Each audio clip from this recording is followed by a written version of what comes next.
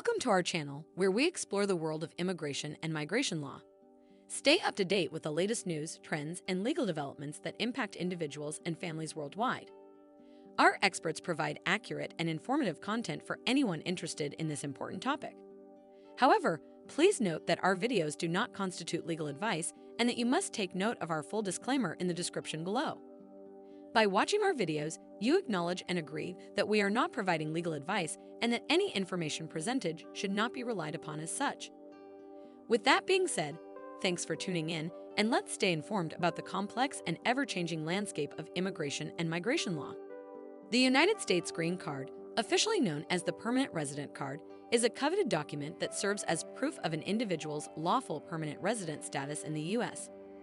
With a green card, an individual is authorized to live and work in the U.S. permanently and may eventually become eligible for U.S. citizenship. The purpose of the green card is to provide a pathway to permanent residency for individuals who meet certain eligibility criteria, such as having family members in the U.S., being sponsored by a U.S. employer, or qualifying for refugee or asylee status. Each year, the U.S. government issues a limited number of green cards through a lottery system known as the Diversity Visa Lottery. These will be explored fully a little later. Obtaining a green card can be a complex and lengthy process that requires navigating a variety of legal and bureaucratic hurdles. The process typically involves submitting an application to the U.S. Citizenship and Immigration Services, USCIS, providing documentation of eligibility, and attending an in-person interview. Despite the challenges involved, many people are willing to go through the process of obtaining a green card in order to live and work in the U.S. permanently. For some, the green card represents a chance to reunite with family members who are already living in the U.S.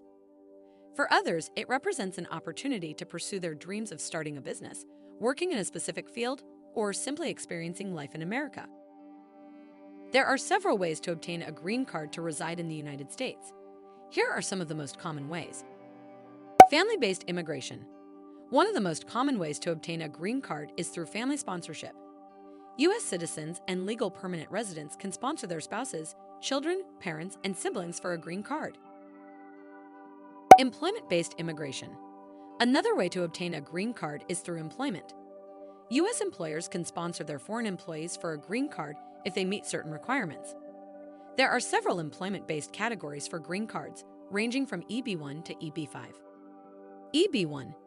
This category is for individuals with extraordinary ability in the sciences, arts, education, business, or athletics, as well as outstanding professors or researchers and multinational executives or managers.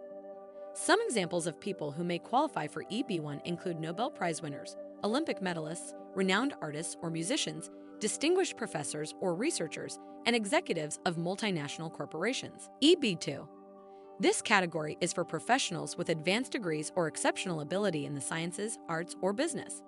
Some examples of people who may qualify for EB2 include individuals with advanced degrees in fields such as engineering, computer science, or medicine, as well as individuals with exceptional ability in fields such as science, music, or writing.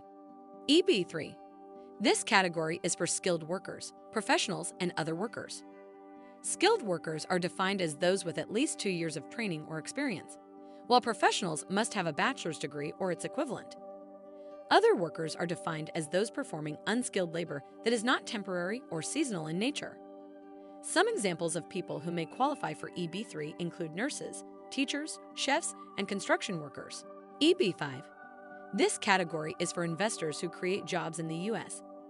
To qualify, an investor must invest at least $1 million or $500,000 in certain areas in a new commercial enterprise that creates at least 10 full-time jobs for U.S. workers.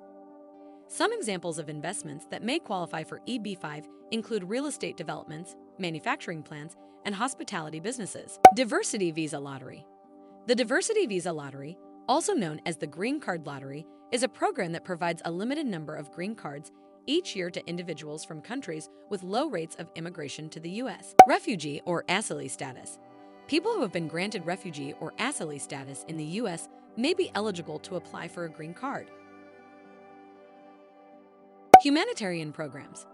There are several humanitarian programs that may lead to a green card, including the Special Immigrant Juvenile Status for children who have been abused, abandoned, or neglected, the U visa for victims of certain crimes, and the T visa for victims of human trafficking. Registry. People who have been living in the U.S. continuously since before January 1, 1972, may be eligible for a green card through the registry process. Note that each of these methods has its own eligibility requirements and application processes, and some may require a lengthy wait or involve complex legal procedures. Thanks for tuning in. I hope you found this video insightful and informative. If you learned something new today, then I consider that a job well done. Be sure to hit the subscribe button and turn on notifications so you don't miss out on any future videos. I'll be back next week with more great content on immigration and migration law. Until then, thanks for watching, and I'll see you in the next video.